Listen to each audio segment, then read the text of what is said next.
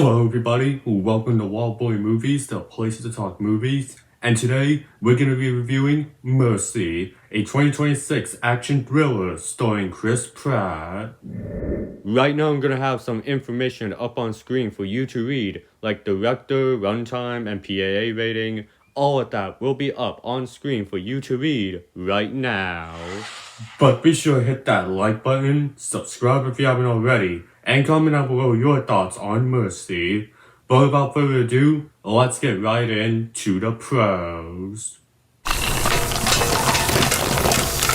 Alright, I want to go ahead and start off with the visual look of this movie. Not the cinematography, but when Chris Pratt's character is on this trial and he's looking through all the evidence that is pointed against him for him being the one who killed his wife. Like, the things that we see on screen, like when the evidence is shown to Chris Pratt's character, to me that looked a lot like how you would see in the POV when wearing the Apple Vision Pro. Now, I don't have an Apple Vision Pro. I've just seen images of what the Apple Vision Pro looks like when someone wears that headset. Like, it really resembles like that type of headset that you would see when wearing that Vision Pro.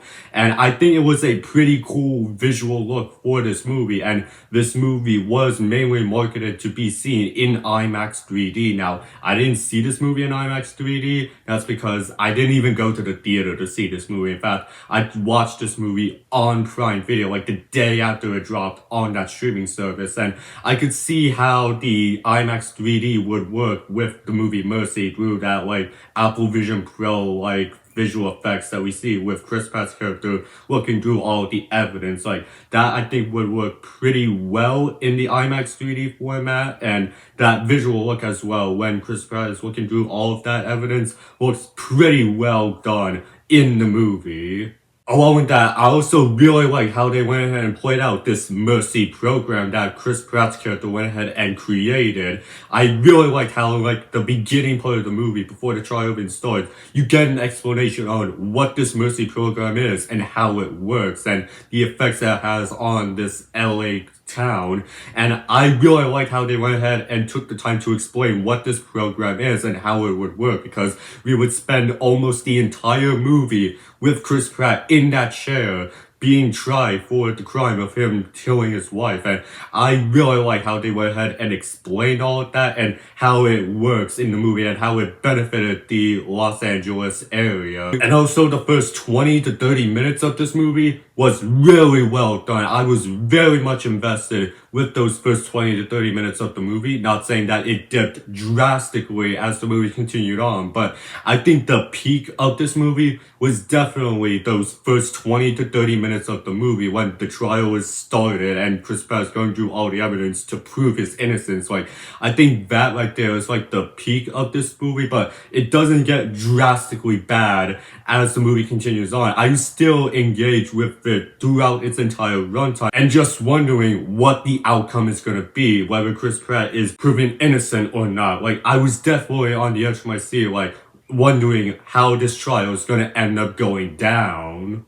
I also thought the two main leads of this movie did a pretty good job in their roles. You got Chris Pratt, who is the person on this trial for being tried for the killing of his wife, and I thought he did a pretty good job, even though for most of the movie, he is in that chair trying to prove his innocence. And you got Rebecca Ferguson, who is playing this AI judge who is determining whether or not Chris Pratt's character is guilty or not. Like, I thought both of them did a pretty good job in their roles, and this movie definitely has a big anti-AI message too. I know that's like a big determining factor of whether or not people would want to see this movie or not, because AI is a big topic of conversation nowadays, especially if we're getting more and more advanced. I mean, I would not be surprised if this essentially becomes our reality within like a few years. Not to the extreme levels of this movie, but having like an AI judge, I would not be surprised if that ends up happening given the world around us and how AI is just evolving. But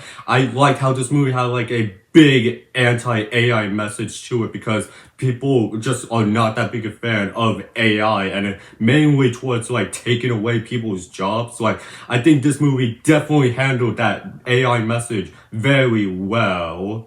So yeah, there were quite a few things in Mercy that I quite enjoyed about the movie and made it a fun and enjoyable film to watch. However, there are things holding this movie back from me saying that it's actually good and worthy enough to be a theatrical release. Because yeah, I definitely think that this is a type of movie that definitely deserves to be like a straight to streaming movie. And there are things holding it back, like I mentioned. So let's go ahead and get right in to the cons.